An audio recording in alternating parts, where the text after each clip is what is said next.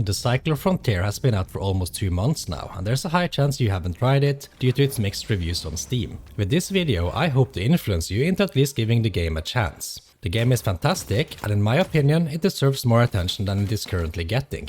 Let's start by taking a look at what the game is all about before delving into its issues and what the developers are doing to resolve them. This is totally free gaming.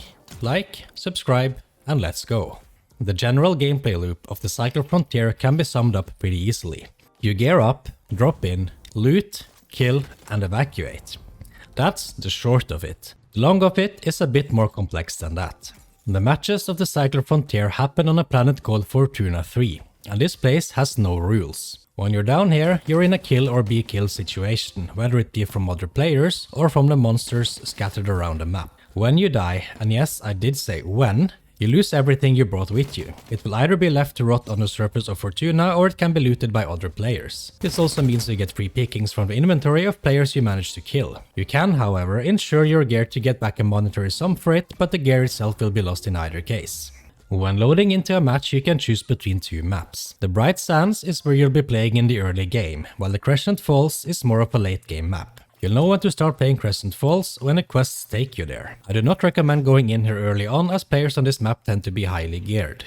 A match in full lasts for hours, but you're free to come and go as you wish. You can stick around for hours, or you can be in and out in a matter of minutes. When you drop in, you do so at a random point on the map. Checking your map, you'll see 2 of these marks that signal where you're able to evacuate from. Head there, call in the evac ship, and get out. Before you do that though, you do want to pick up some loot and complete some quests. The maps are split up in different locations that each offer different kinds of loot and a varying degree of danger. Low danger areas offer common loot and weak monsters, while high danger areas offer rare loot and strong monsters. You run into players in both. I'll also tell you right now that this game looks absolutely stunning. The locations are well crafted and the graphics are really good. My favorite location so far in terms of looks has been the swamp. Just look at this place. In between matches you hang out in the hub called the Prospect Station. This is a sort of a glorified menu where you manage your gear and loot, pick up and hand in quests, and unlock permanent upgrades through your own personal quarters. The quests you get are handed out to you by the 3 factions that you find here. Each of them sort of has their own focus, with Osiris focusing mainly on research, while the ICA focuses on protection and security. You'll get different kinds of quests and jobs from each faction.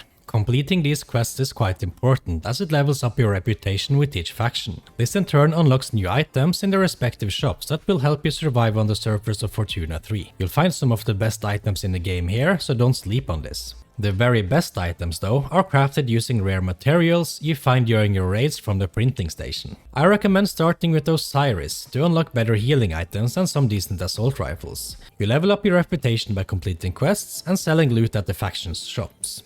I also want to mention your personal quarters, seeing as faction reputation, quest progress and upgrades to your personal quarters are the only permanent things in this game. At least between wipes, which will happen at the start of every season, by the way. Anyways, your personal quarters can be upgraded using resources you find in your raids.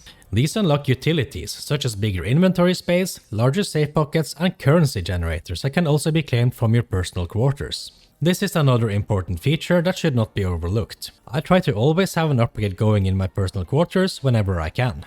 While the game is free to play, there are things you can spend your money on. There's a battle pass system which gives you a set of 100 rewards as you level it up. This is tied to the seasons like it often is in most games. It costs pretty much the same as in all other games, so there's not much to say about this. Pro tip: one of the generators you can construct in your personal quarters generates Aurum at a slow pace. Aurum is the premium currency, letting you unlock the battle pass for free if you're patient enough. There is also a ton of cosmetics, both in the form of prospector skins and weapon skins. You'll unlock some of these through the battle pass, while some of them can be bought using the premium currency called Aurum. The more controversial option to spending your money comes from being able to insure your gear using Aurum, which in return gets you your weapon and gear back. This means you can choose to pump money at the game to make sure you never lose your loadout. This will cost you though, seeing as you need to reinsure your gear every time you die, unless you're a god tier player who never dies. In which case you probably won't need the insurance either way. With the game's mechanics and features out of the way, let's take a look at what is holding it back. There's mainly 2 issues that keep coming up: balancing towards solo players and, you might have guessed it, cheaters. It's always the cheaters. Let's start with that one.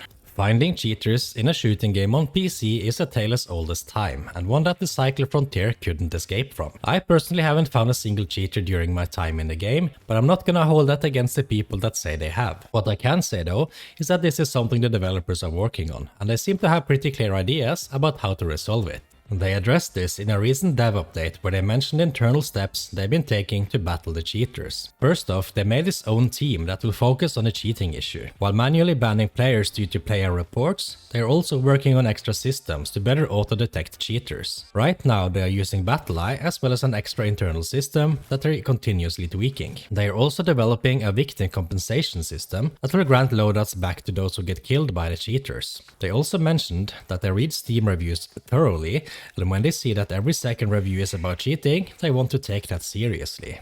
When it comes to balancing, the issue is quite different, and personally, I don't think it's justified. There are very few games in the shooter genre where you can expect to compete with teams as a solo player. The only real action that developers can take against this is to create separate solo and teaming lobbies. I highly doubt that will happen, as it subtracts from some of the core design of the game. In the meantime, I have one simple tip for you: adapt. Don't expect to be a powerhouse as a solo player. Take it slow and only engage in gunfights you're confident you can win. This might be an unpopular opinion, but it's one I stand by. I'm mostly a solo player myself, and I do not expect to compete with teams. When I see a team, I run. Now I hope this video has helped clear up any doubts you might have had about the Cycler Frontier. What I hope for even more is that you're willing to give the game a chance and make up your own opinion. The game is free after all, so all you stand losing is a bit of your time. In my opinion, it's a fantastic game and one that had me hooked from the start. If you like this video, please give it a like and subscribe to the channel if you want to learn more about the Cycler Frontier and free-to-play gaming in general. I'm gonna have more videos upcoming about this game, including faction guides and some general tips and tricks to help you survive on Fortuna 3. This was totally free gaming, and I'll see you in the next one.